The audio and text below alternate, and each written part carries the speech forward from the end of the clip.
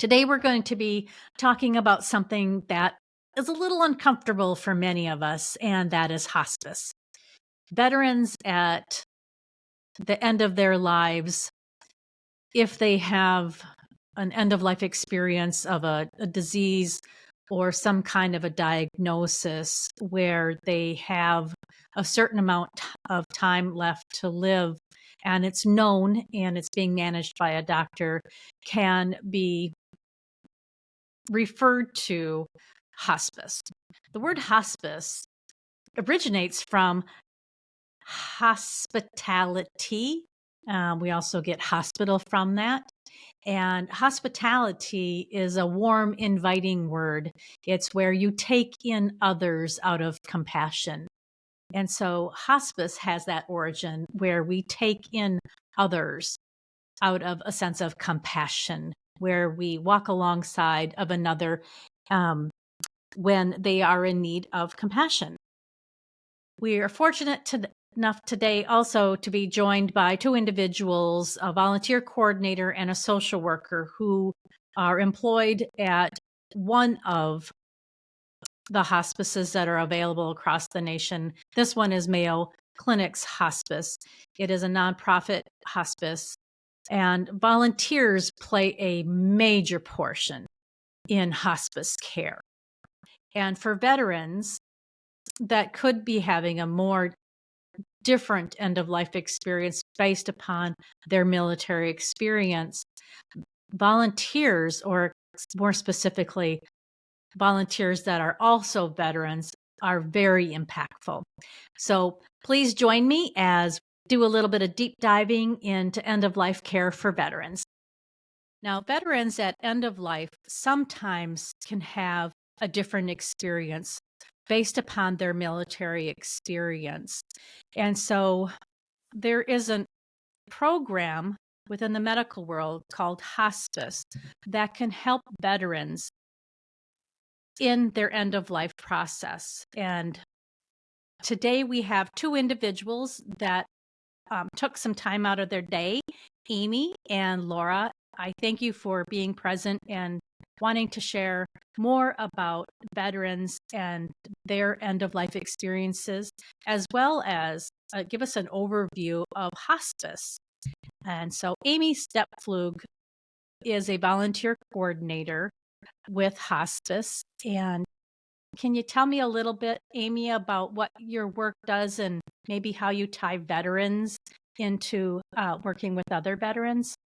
Yeah, I'd love to. Thanks for having us, Kelly. So, our Mayo Clinic Hospice program serves all of southeastern Minnesota, and we care for individuals wherever they call home who have both a terminal illness and a general life expectancy of 6 months or less to live. So, when I say wherever they call home, that could be owned private homes, nursing homes, assisted livings, group homes, foster homes, and sometimes within the walls of our hospitals under short term special circumstances. And our program is a great interdisciplinary team that supports the needs of a patient at end of life and helps their caregiver feel confident in caring for them and supporting that individual. I always like to put in a plug that volunteers are an essential part of our hospice program and get to serve in a lot of great ways here in hospice. And one of those is helping with our We Honor Veterans program to help honor our veterans at end of life, companion our veterans, share experiences, and help us fundraise and recruit for additional volunteers for this program. Yeah, thanks. Veterans at end of life, just based upon their military experience, might not have complications, or they might.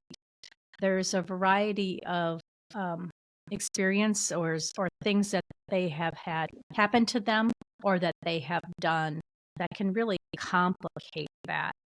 And when you're recruiting veterans to work with veterans on hospice care, have you seen that can be helpful for that hospice veteran?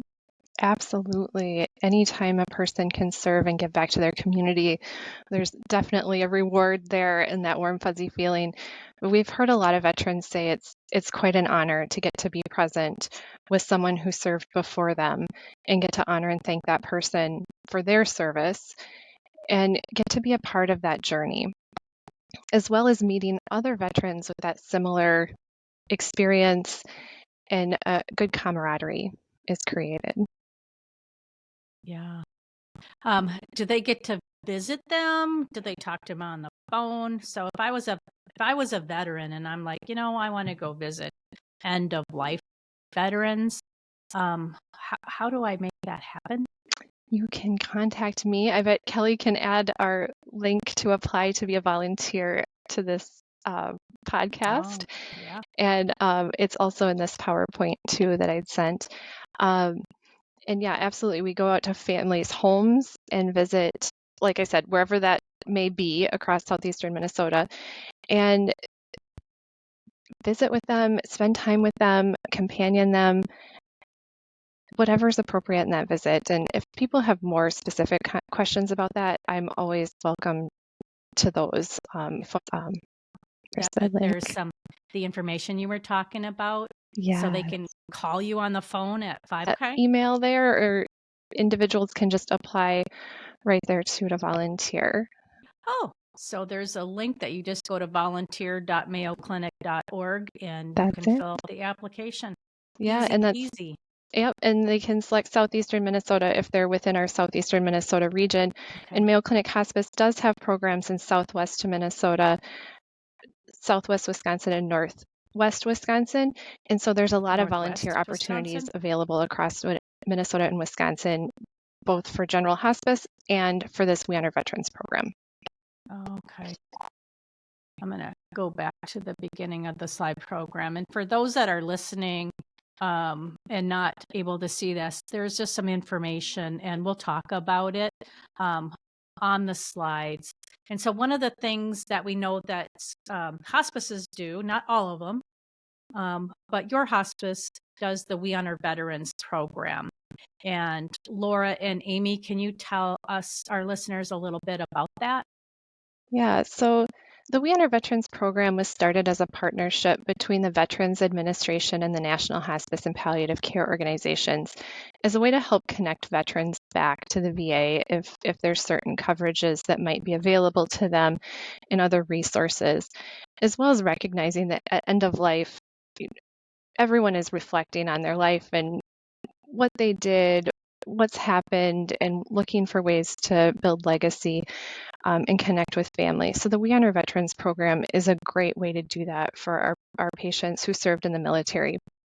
Any branch of the military, stateside, overseas, combat, peacetime, we're open to honor anyone who served in the military.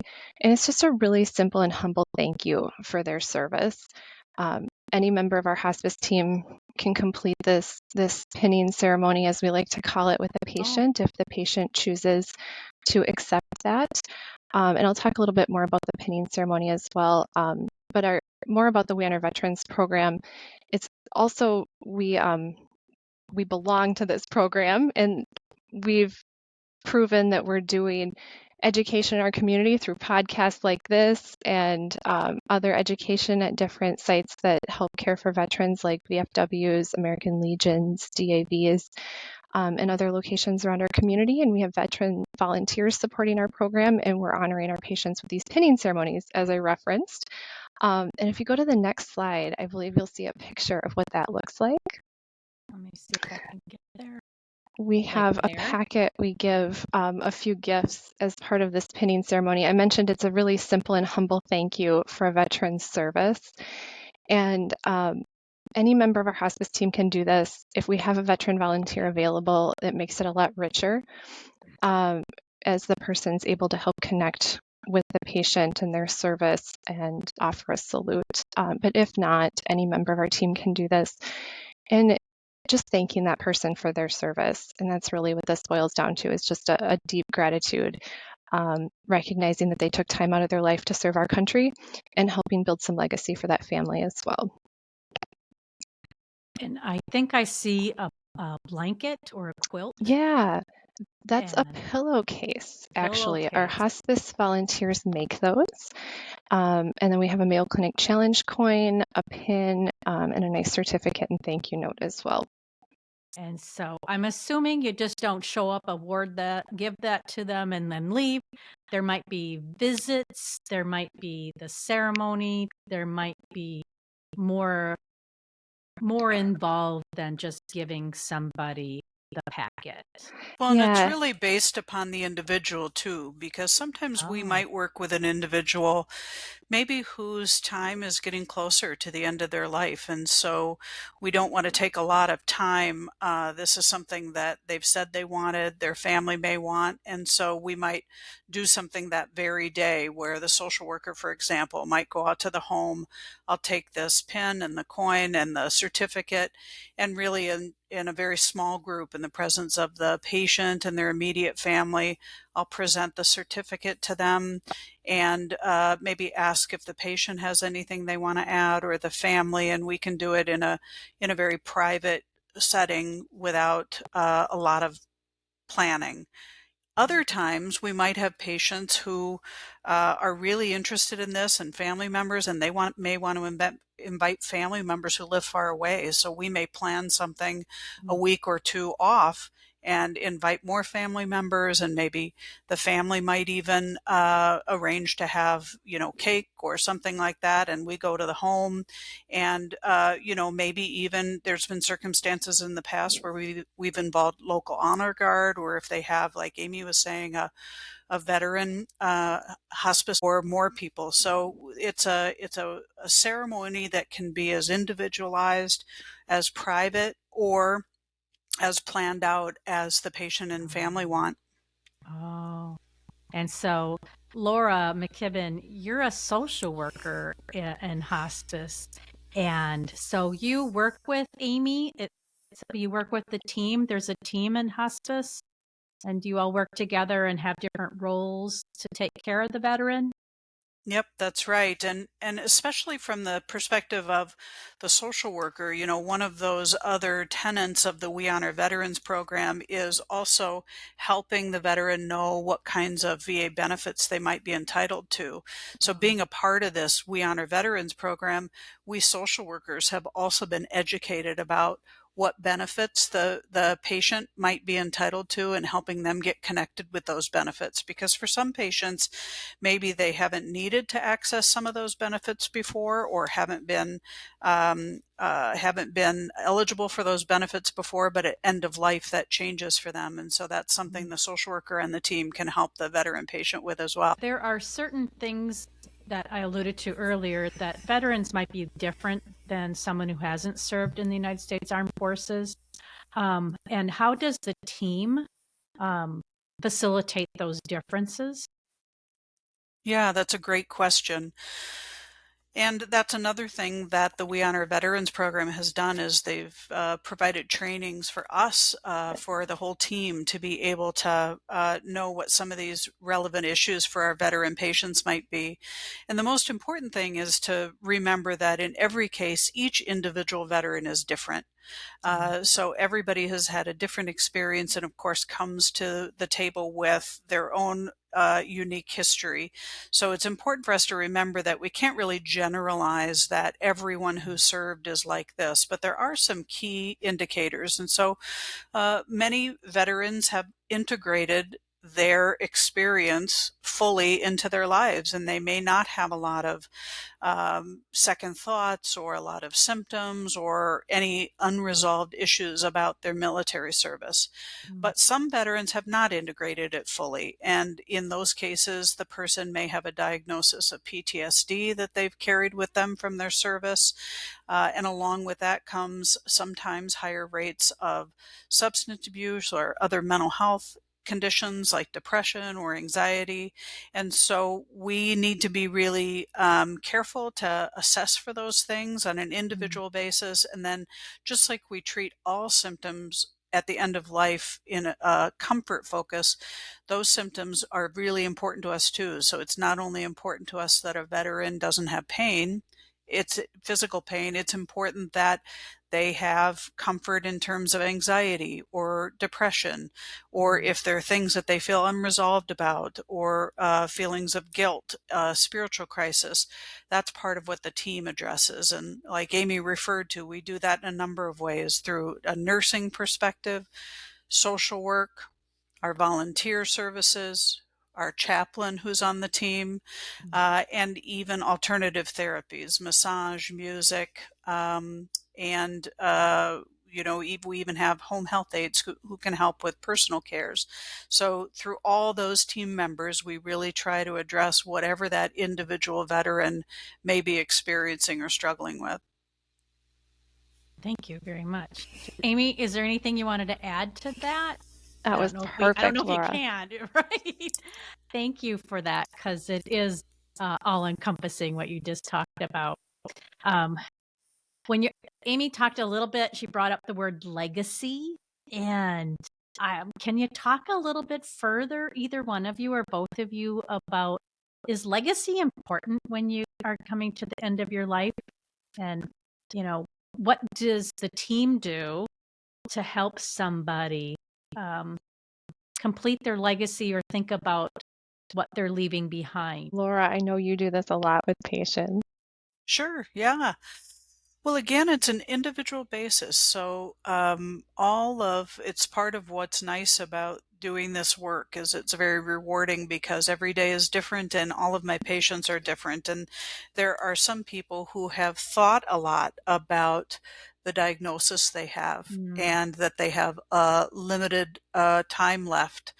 And there are things they want to do or say, things they want to accomplish with the time that they have left. There are other people who haven't thought as much about it, and maybe what they're struggling with are more the concrete kinds of things, is who's going to care for me, where am I going to be cared for, how am I going to find the money for what I need. So whatever that person needs, whether it's kind of focusing on some concrete details and getting some things in their life put into place, whether it's getting a healthcare directive done or kind of figuring out what their final wishes are, we can help with that.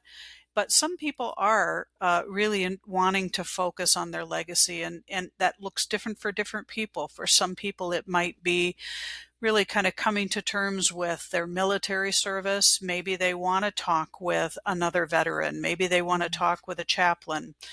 For some people, they may have unresolved issues of guilt that they want to address, that they can feel unburdened about while they still have time in life to do that.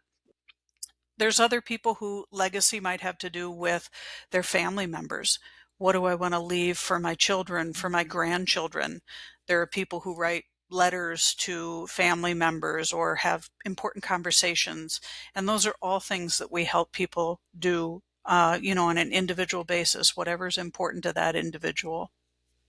Thank you. Volunteers can be a big piece of that too, helping like with the letter writing or recording stories. And I think of the We Honor Veterans program as such a great legacy in itself. A lot of times a veteran may share stories they've never shared with their family before, and the family gets to learn a different chapter of a person's life, because it was often before the kids were born, maybe before they were married.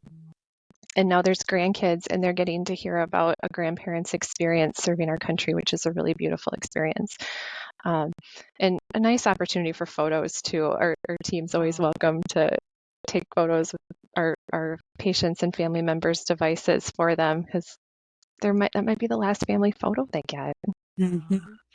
And all of our volunteers are so important in the work that they do, but I'll say particularly with veterans, if we can match a veteran patient with a veteran volunteer, it is such a special connection because, as much as the whole team uses empathy and we listen and we form really powerful relationships with our patients, there's nothing like a veteran to be able to really connect on that level that we may not understand, not having served. Thank you. Well said. Yeah, I appreciate that. And you brought up the individuality. Laura, you mentioned it more than once, and Amy, you mentioned it. So that must be something about hospice. of taking care of individuals individually.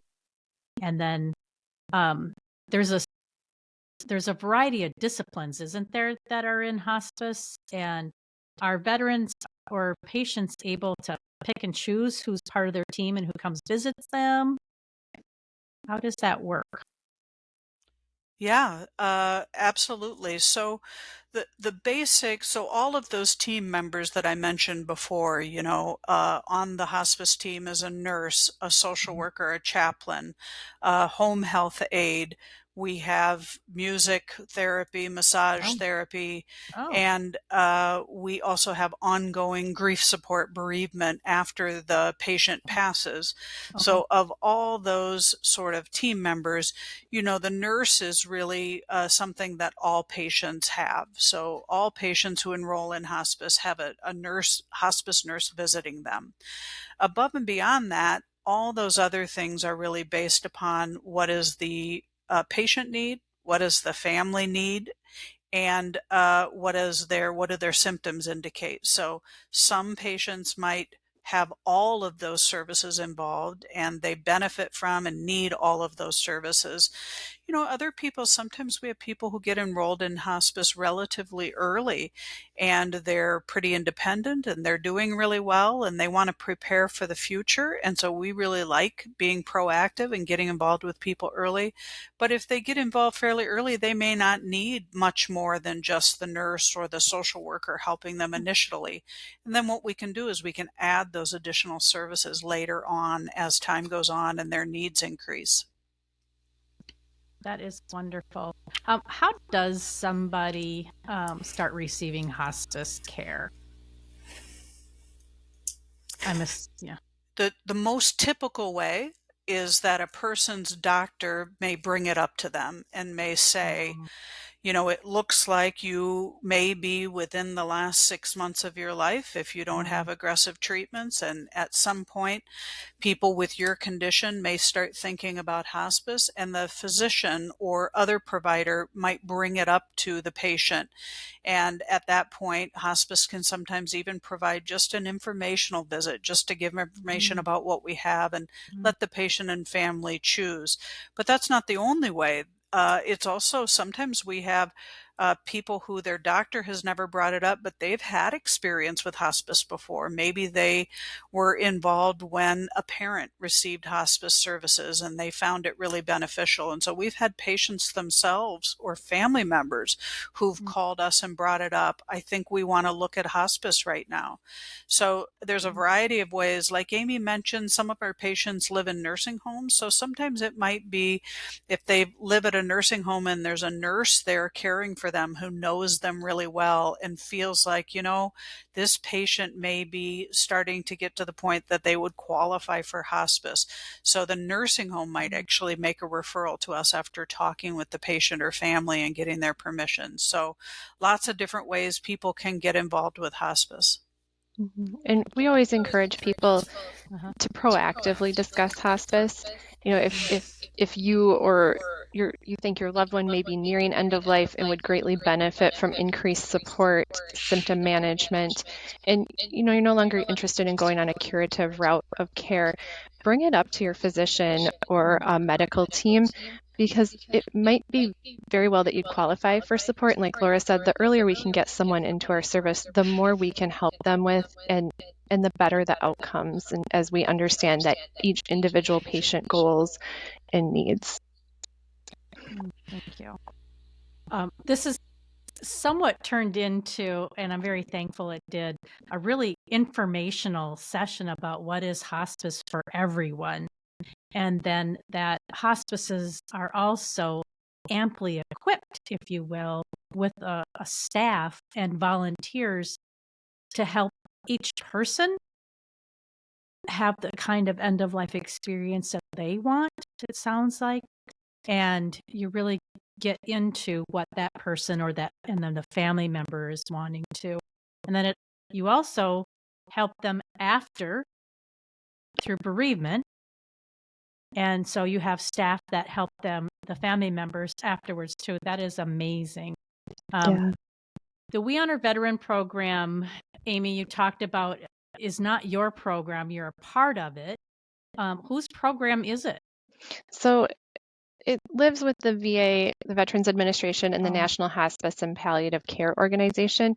And we as Mayo Clinic Hospice belong to this program. Oh, And we're okay. currently a partner level 4. And I believe I touched on this earlier, but I'll reiterate that Mhm. the reason we belong to it as a partner level 4 is because we have volunteers supporting our program. We're actively honoring our patients who served, and our social workers like Laura are doing an assessment to see the needs, if the patient served, and if so, what further needs that individual may have, and helping connect to services if needed. And we're also doing education in our community about the Oh, needs of veterans at end of life. okay. So there's different levels that you work towards, and that just lets the VA know how full or complex or variety is your We Honor Veteran program. Did I Correct.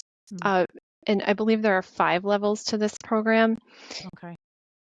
Every level it is showing kind of a deeper understanding of the needs of veterans at end Oh, of life and more connectedness to the community.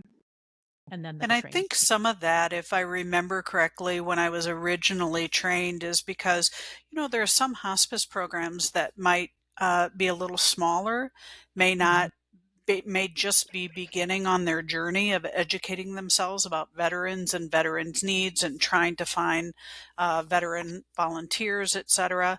And so I know that the program wants for all hospice programs to have a way to help veteran patients at whatever level they're able to commit.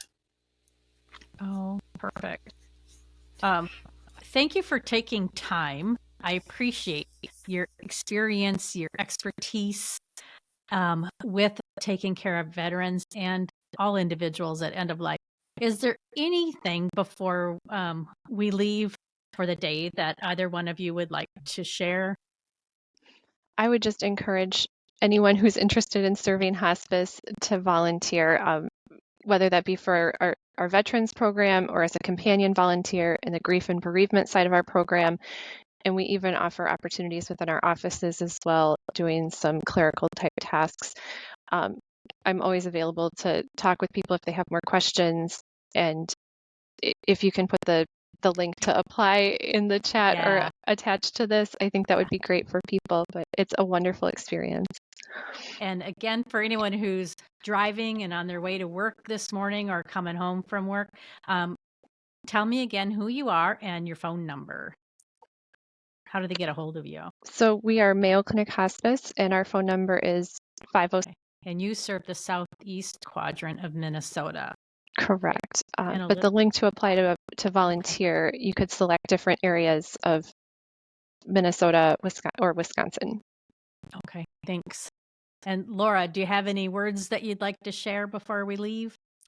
I'll just say that if there is a veteran who's listening to this and thinks they might be interested in volunteering, but wonders what is it like to work with people who are enrolled in hospice, oftentimes people, I think, feel like, oh, this would be a really depressing work to do, or gosh, I don't know if I could handle that, knowing that the person that I'm working with has limited prognosis. But the truth is, anybody you talk to who works in the field of hospice or palliative care will tell you that it's really one of the most rewarding things that we can do.